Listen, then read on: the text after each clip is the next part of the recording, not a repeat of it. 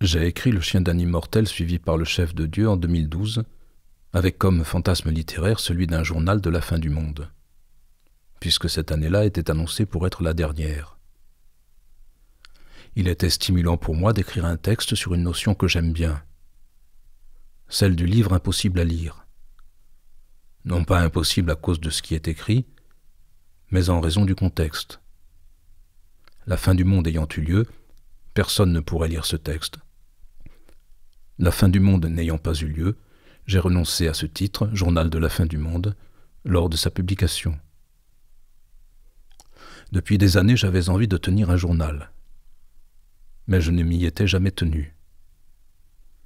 Il faut dire que bien que je sois une sorte de poète de cape et d'épée, il ne se passe pas grand-chose de racontable dans mon quotidien.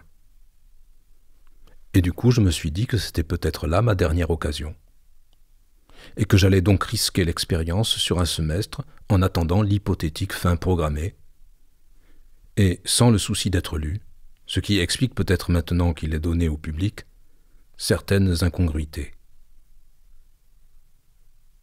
D'autre part, en tant que journal, il me semblait devoir raconter ce que j'avais sous les yeux. Et comme ce que j'avais sous les yeux au moment où je l'écrivais, c'était le plus souvent les toits de Marseille, ce texte a failli s'appeler « Les toits de Marseille ».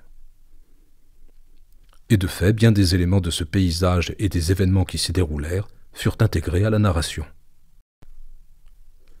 Je souhaitais qu'il y ait là aussi des récits de souvenirs en écho avec ce qui se passait au moment où ils surgissaient à ma conscience. Et je me laissais parfois envahir par toutes sortes d'éléments de mémoire afin de construire une méditation sur ces instants durant lesquels le souvenir prend le pas sur le présent. Pour me tenir à cette réalisation, il me fallait une fiction qui transgresserait la spontanéité de l'inspiration. Un fil qui relierait de façon très ténue les différents poèmes. Car comme je l'ai déjà dit, je ne me sentais pas capable de produire du jour au lendemain une transcription de mes seuls faits et gestes et pensées. Ce journal fut donc aussi conçu comme une chronique, puisque je savais que j'occuperais mon temps, durant cette période, d'environ 5 à 6 mois, à suivre discrètement le chien d'un immortel, lui-même suivi par le chef de Dieu. Pour finir, à la relecture, cette nouvelle me semble alourdie par une tonalité triste, allant croissant au fil des pages. Impression que je regrette d'autant plus que cette tristesse ne fut jamais contemporaine de sa rédaction.